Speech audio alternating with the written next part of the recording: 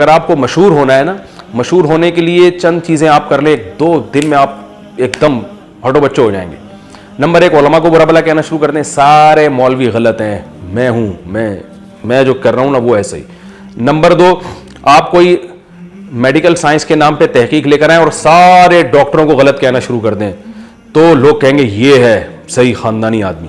Number 3, حکمرانوں کی صحیح باتوں کو بھی غلط کہنا شروع کر دیں. کچھ باتیں تو واقعی حکمرانوں کی غلط ہیں, لیکن جو صحیح باتیں ان کو بھی غلط کیا, بھائی سب 2 نمبر ہیں, یہ والا اقدام بھی حکومت کا غلط, یہ والا اقدام بھی غلط, اور یہ سب اصل میں یہ یوں ہو رہا ہے, یہ یوں ہو رہا ہے, تو آپ ایک دم ہٹو بچے ہو جائیں گے. امریکہ کو گالیاں دینا شروع کر دیں آپ, غلط باتوں میں بھی اور صحیح باتوں میں بھی.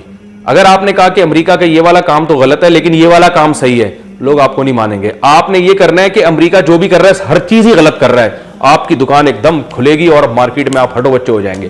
جو کام دنیا میں کہیں بھی ہو رہا ہے غلط ہو رہا ہے, یہودیوں کے کھاتے میں ڈال دیں آپ, یہ یہودی کر رہے ہیں, اسرائیل کر رہا ہے, آپ کا چینل ہٹو بچوں کی ترقی کرے گا. میں مانتا ہوں دنیا میں بہت ساری سازشیں یہودی کر رہے ہیں, لیکن ہر سازش یہودی کر رہا ہے ایسا نہیں ہے, بہت سی سازشیں ہم خود ہی کر رہے ہیں, بہت ہی کچھ کام.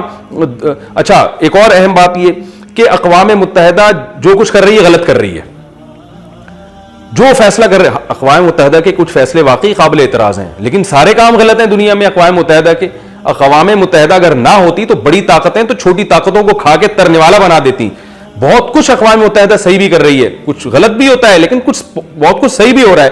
لیکن آپ کی دکان اس وقت چلے گی جب آپ لوگوں کو یہ بتائیں گے کہ اقوام متحدہ 100% غلط اور اس کا ہر کام غلط ہے. تو بھائی مبالغے کے بغیر مارکیٹ میں آج کل چیزیں چلتی نہیں ہیں.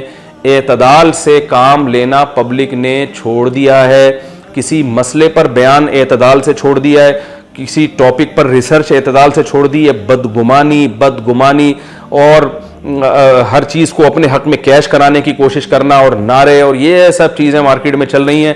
یہ صحابہ کا طریقہ نہیں ہے, یہ رسول اللہ صلی اللہ علیہ وسلم کا طریقہ نہیں ہے, یہ جذباتی پن ہمیں قرآن نے نہیں سکھایا. Mufti Tariq Masood, famous scholar.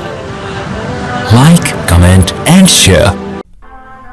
Thanks for watching. Don't forget to like, comment, share and subscribe to